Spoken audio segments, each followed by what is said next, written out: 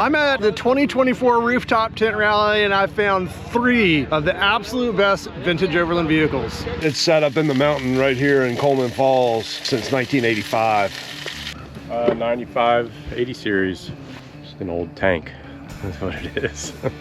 200 TDI diesel, no electronics, no airbags, no ABS, nothing to break. The guy's house caught on fire and this truck was parked next to it. It melted the windshield. He kind of parked it and never touched it after 85. So I'm trying to film a video about this wonderful truck here, and now they're stuffing my face with food. Hot? Really hot? It's got some afterbite. Okay. A little bit. Uh-oh. Not too much. Yeah, no, it's not too bad. Tell me where the engine came from again. 78 FJ40.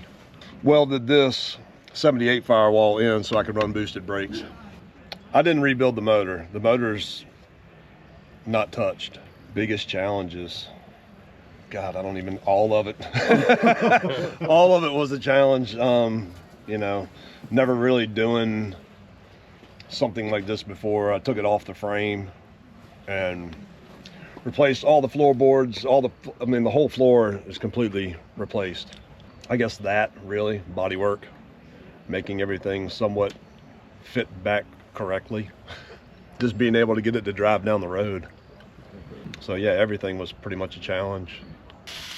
The original seats were completely trashed and they were a split. I think it was a 40-60 split. I found these seats. I actually got them from a buddy of mine. Bought some seat covers from Cruiser Core and put them on. This box I had in the back of a 3rd gen 4Runner that I sold, so it was just sitting in my shop. I had to cut it down just a little bit in order to make it fit. The rack was from a roof rack, Yakima roof rack, stuff that I bought from a guy used for like 50 bucks, and it just happened to fit on here just right, so I incorporated in that. They didn't come from 71, they didn't have a roll bar, so I got the roll bar from a friend of mine who I also got the hardtop from. No, the truck did not. It came with a factory soft top, Toyota factory soft top bows. Oh wow. And the factory soft top doors, which I still have. I sold the bows because I ran it this summer with the bows on, but I never put the soft top on it. I just never ran the soft top, so I figured I didn't need it sitting around in my shop, so I sold it. I'm gonna run the hardtop more anyway. So, and I've got 4 other hardtop panels, and I'm thinking about building a trailer to match this. So it'll have a bottom section that'll be 8 feet long. I'll mate the 2 hardtop pieces together and then have a fiberglass top on it also, and then cut it to where everything matches up. That's a stock piece, OEM piece. They used to twist lock on. They had a big spring inside of them. And I took hydraulic, just lift cylinders that you buy off of Amazon. The right height, I think they're 17 inches. Gutted the old stuff out, took the springs and everything out, and then put those in there to where it will actually just stays up. Everybody that drives these things knows that you hold these don't hold very well, and they fall down and crack you in the head. So this is all original, yes. Yeah. So I had to cut this out because this was completely rotted. I cut this out, welded a new piece in on both sides. I welded a new rear sill in.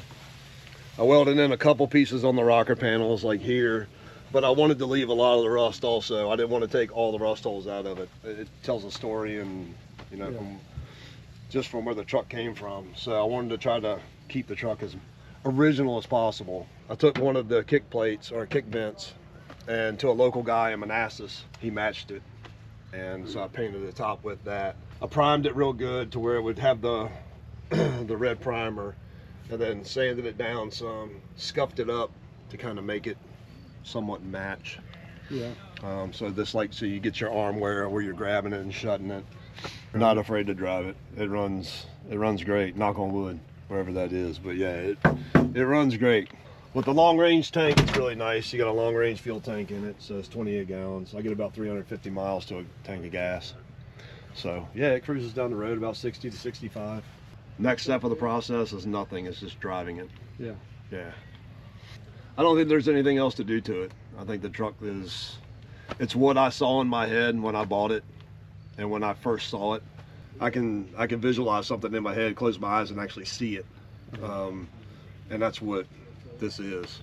But it's cool. and I like it. Thank you, buddy. Yeah, man.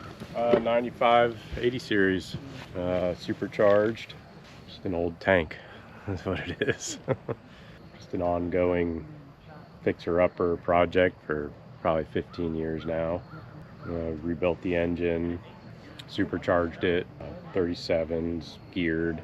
Roughly 15 years now. I bought it from a coworker at the dealership in a pickle, needed to get rid of it for some money, and I got it from him and just been on it ever since.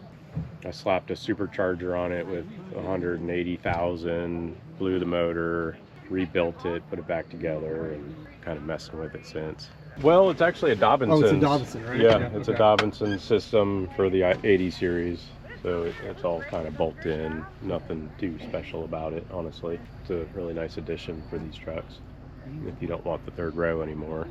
Yeah, I mean, to make any Overland vehicle great, it's got to be reliable. So you got to go through the engine. And on these, especially these days, picking one of these up is hard to, there's a lot of money to be spent to make it right. So I've, luckily as a Toyota mechanic, been able to do it all myself. It's just been a process and money.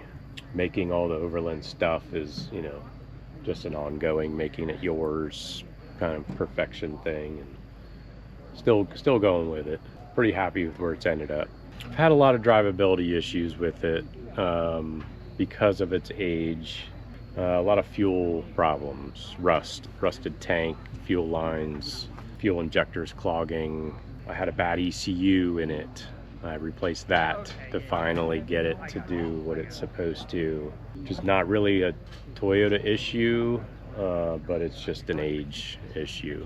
I would 100% get in it right now with a fresh oil change and go to Alaska. 100%. Like, very confident in everything. Yeah, and as a mechanic, I know it's sound. So I would 100% go anywhere. It's a 92 Land Rover Discovery. Very similar to all the Camel Trophy trucks. 200 TDI diesel. No electronics, no airbags, no ABS, nothing to break. So it's simple, that's what I wanted. And the 3-door's just different. So I decided to get one of those. But yeah, I like Land Rovers and it's different. So that's why I ended up with it, for sure. I've got a 85 Series 3 Land Rover, and I've got a couple of LR3s. I've had a nice Range Rover, lots of Land Rovers. Somebody gave me a Land Rover about 6 months after I got my driver's license when I worked at a tow company, and I got hooked on them ever since. So that's what started it, pretty much. No, this is like super simple. I didn't want to do a whole lot to it at all. Just wanted it clean, simple. Just took the door panel off, built some wood to do a flip down table, and then everything else is just boxes and bags kind of seated in there. Just a really small, normal rooftop tent out the back, so it kind of gives me an awning. Covers up where I'm cooking at whenever I flip it out. Just simple, light, functional. No crazy double batteries or crazy electrical system. There's one little solar panel where the sunroof should be on the top that you can't even tell is there, and it runs the super efficient Engel fridge all day. The biggest challenge with this vehicle is it was never sold here, so the parts are definitely hard to come by. Like when you talk about a Land Rover or any imported vehicle, I've always run into that, but even more so because it was never sold here, and there are quite a few differences in the glass because of it being a 3-door, and the front end components, there's a lot of differences because of it being the first generation before they were ever imported here in '94. It really doesn't share a lot of things that would be common to the US spec version. So it's been more of a challenge than this series, like even like the old trucks, because there's lots of those, lots of people import those, and they're around. So definitely just parts. Getting insurance, that's a problem. This VIN number doesn't match anything. Like, it doesn't pull up in anybody's system. It's just a pain in the ass. So yeah, anything imported. At the end of the day, I mean, I just do it. Like, we'll figure it out later if something happens. Yeah, I mean, I've been, like, this has been to Florida, it's been to, like, Vermont, but I haven't really went cross-country in this truck. But all the other Land Rovers have been all over the place, so, yeah, I would do it. Yeah, certainly. I don't care. If something happens, we'll figure it out from there. Yeah. It's his life. So that gull wing imported from the Netherlands, and that was cheaper than the appropriate glass to replace that, and way more functional when you want things out of the fridge when you're just driving. Another cool thing is, like, Virginia's supposed to have a front tag, but I haven't had any trouble, and I just left the Spanish tag on the front and got the corresponding numbers on a Virginia tag for the actual tag number for the truck on the back.